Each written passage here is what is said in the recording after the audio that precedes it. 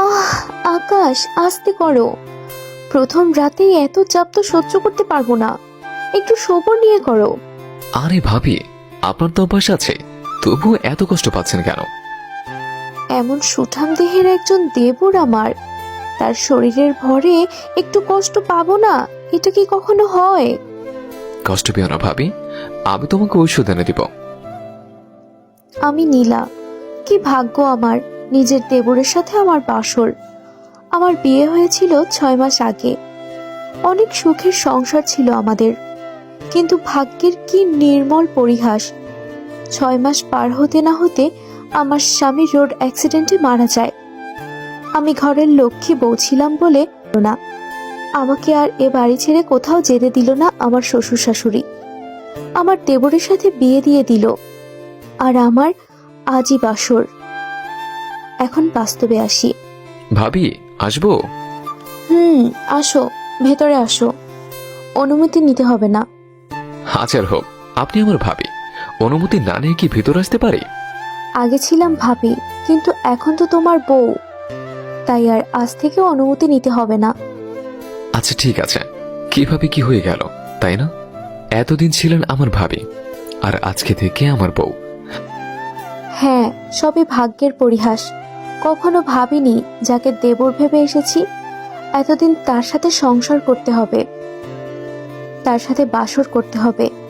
আমি তো এখনো বিশ্বাস করতে পারছি না ভাবি, আপনার সাথে আমার বিয়ে হলো, আর সারা জীবন এখন আমরা একসাথেই থাকবো। সবকিছু যেন স্বপ্নের মতো হয়ে গেল। আচ্ছা, গল্প কালকে করব। আমি আজকে অনেক টায়ার্ড, এখন একটু ঘুমাবো। তোমার সাথে কালকে গল্প করব। এখন ঘুমিয়ে পড়ো। ভাবি, আমি কোথায় ঘুমাবো আজকে? না মানে, আপনি তো আজকে আমার খাটে ঘুমাবেন, তো আমি কোথায় ঘুমাবো? তুমিও খাটেই ঘুমাও। তুমি এ পাশে ঘুমাও, আর আমি ওই পাশে ঘুমিয়ে যাচ্ছি। আচ্ছা ভাবি, ঠিক আছে, আপনি ঘুমান। তারপর আমি ঘুমিয়ে গেলাম। আসলে নিজের স্বামীর শোক এখনো কাটিয়ে উঠতে পারিনি। আবার আমার দেবরের সাথে আমার বিয়ে হলো, এজন্য অনেক কান্নাকাটি করেছিলাম, যার জন্য শরীরটা অনেক দুর্বল হয়ে গিয়েছিল। শোয়ার সাথে সাথেই ঘুম চলে এসেছিল। সকালে ঘুম থেকে উঠে দেখি আমার দেবর মানে আকাশ এখনো ঘুমাচ্ছে, তাই ওকে ডাক দিলাম। আকাশ, ওঠো, সকাল হয়ে গেছে, গোসল করে বাইরে এসো, আমি নাস্তা দিচ্ছি টেবিলে। আর শোনো, বলেন ভাবি। এখন ভাবি বলতেছো বলো, কিন্তু বাইরে গিয়ে আমাকে ভাবি ডাকবে না, তুমি করে ডাকবে।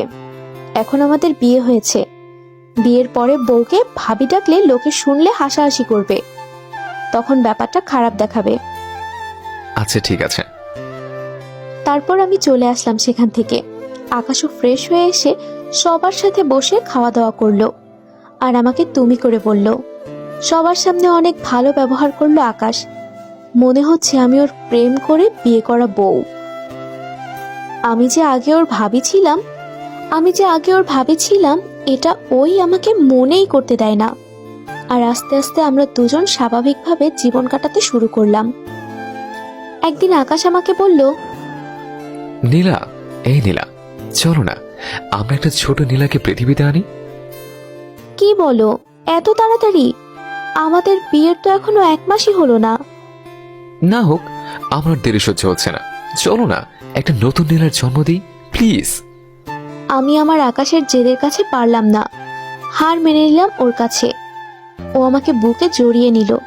আকাশ, আমার বুকের ভেতর কেমন জানি ধুকপুক ধুকপুক করছে। আমি আছি তো লক্ষ্মী বউ আমার, তোমার কিচ্ছু হবে না, আসো আমার বুকে আসো। আমি আর কিছু না বলে আকাশের বুকে ঝাঁপিয়ে পড়লাম। আজকে আমিও আকাশকে আমার সব ভালোবাসা উজাড় করে দিতে চাই। এই, আপনারা এখনো কি দেখছেন? এগুলো দেখতে হয় না, আপনারা চোখ বন্ধ রাখুন। আমরা এখন প্রেমের সাগরে ডুব দিব। ততক্ষণ পর্যন্ত আপনারা সকলে ভালো থাকবেন, সুস্থ থাকবেন। Bye bye.